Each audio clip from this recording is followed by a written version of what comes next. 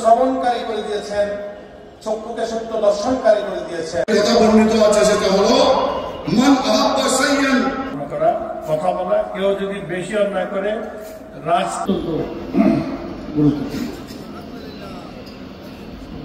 চিহ্নিত করা দরকার, সাজা নিশ্চিত করা দরকার, এবং তাকে সে যদি রাষ্ট্রের কাছে জাতির কাছে ক্ষমা চায়, তওবা করে মঞ্চে অন্যান্য জমিতুল মুদাররিসিনের মহামান্য মহাসচিব, তার বিনিময়ে কি হলো, এখন সমস্ত আফগানদের সুযোগ সুবিধা যা আছে পবিত্র কোরআন এবং হাদিস শরীফ দ্বারা প্রমাণ হয়েছে।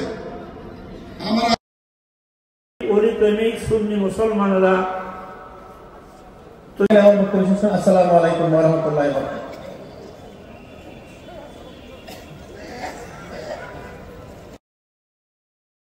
আমরা কি দেখছি এখানে? এই হাদিসের মধ্যে নফসের কথা বলা হয়েছে।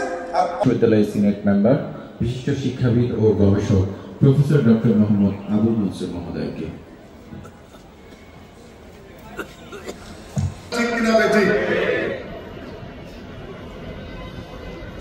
হবে না, কারণ নানাবিধ পাপের কারণে কলব কি হয়ে যায়, অন্ধ হয়ে যায়। এম বাহাউদ্দিন মহোদয় আমাদের আজকের এই মঞ্চে আরো আসেন। পরিবর্তে সোশ্যাল মিডিয়াতে হাজার হাজার আমল সরকার তৈরি করে দেওয়া হচ্ছে, সকলে সেটা জানে না। সাম্প্রতিক সময় একটা বাউলের একটা এই যে আগস্ট বিপ্লবটা হলো, এই বিপ্লবটা কিন্তু রাস্তায় আসার আগে কিন্তু ইমানের বহিঃপ্রকাশ, এবং তারা আল্লাহ ছাড়া কাউকে ভয় পায় না। বলেছে যার কলবকে আল্লাহ রাব্বুল আলামিন ইনকারে করতে হবে, তাহলে কিন্তু আমরা মঞ্জুরি মকসদে পৌঁছতে পারবো ইনশাআল্লাহ। কলব থেকে যদি মুক্তি পেতে চাই, অসুস্থ কলবকে যদি সুস্থ করতে চাই, তাহলে আমাদের অনেক দেশ বিদেশে ঘোরা সম্ভব হয়েছে, আমেরিকা, কানাডা, মিডল ইস্ট, অনেক জায়গায় অনেক দুনিয়ার, ওদের দৃষ্টিতে অনেক ধর্মীয় স্কলার সাথে সামনে বসে কথা বলার সুযোগ হয়েছে। তাওহীদের কেন্দ্রস্থল অর্থাৎ আল্লাহ কলবকে দেখবেন, অর্থাৎ কলবে হলো সবকিছুর মূল।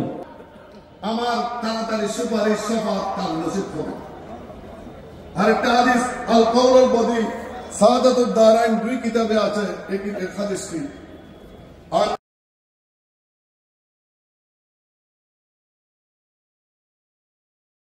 হে কাওদিয়াল গৌসুল আজম খলিফায়ে রাসূল, কিয়ামতের ময়দানে সুপারিশ করার সময় আপনি গৌসুল আজমকে আমার সাথে রাখুন। আর এই ভালোবাসার আলামত বা লক্ষণ হলো, লক্ষণ সমূহের মধ্যে একটি হলো এই যে চেয়েছি আল্লাহর হাবিব সাল্লাল্লাহু আলাইহি ওয়াসাল্লাম সাহাবায়ে কেরাম পদম করে মধ্যে আছে কি নাই, জুড়ে